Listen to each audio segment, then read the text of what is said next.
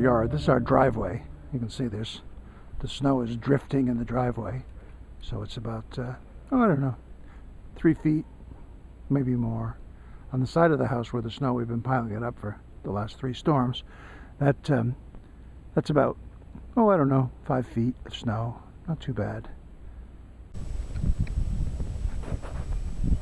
That's the Clive Street glacier, which is about to fall right on me, which will make a great video, but it'll be the end of May. When that comes down, it'll come down hopefully not on some poor mailman who's delivering our mail, if we ever got mail delivered. This is the Mount Sarabachi of Jamaica Plain here. This is about, I don't know, 6.5 foot mound of snow. Not too bad. And there's a little tiny Lulu dwarfed by the piles of snow.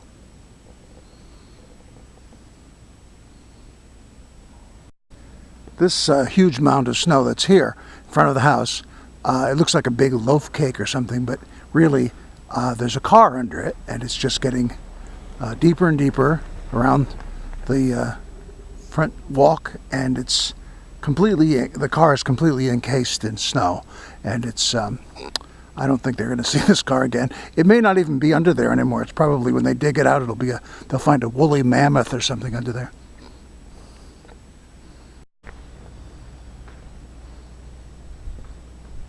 This poor guy's trying to dig out his driveway. He's used a snow blower, but that hasn't done much of anything.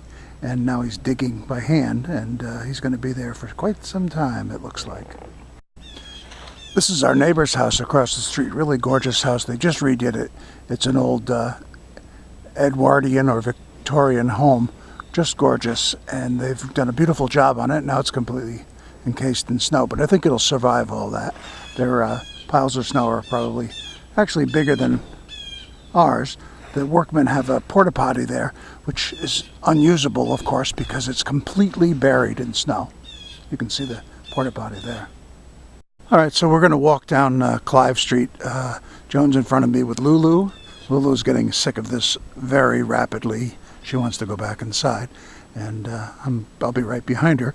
But here's my neighbor's truck. Well, it was my neighbor's truck. Now it's my neighbor's pile of snow with a truck under it. He'll never see that truck again until maybe, I don't know, May, something like that. And then we're walking down, continuing down Clive Street. Luckily, JP is a pretty active community, so people really do try to clear their walks. A few people miss out and don't do anything, but most people really do get some of it done. This needs to be done again, but that's not their fault. It's just going on and on and on. Excuse my voice too, because I'm losing it, but that's okay. I'm losing it in more ways than one. And this is my neighbor David's yard, which is the drifts in his yard are about, I would say, 3 to 4 feet. Not too bad. Piled up on those poles. That's the Great Wall of Jamaica Plain over there, sides of the road. I'll get a little better shot of that when I get in the road. Here's yet another car buried in the snow. There's endless numbers of cars buried in the snow. Here's a guy with a shovel. I don't know if he's looking for work, but this is beyond anything I would ever do, I can tell you that.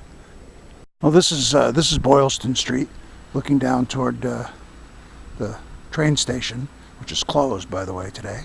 And there'll be some cars coming along here, and it's pretty well plowed down to the bare pavement, so the cars can pass.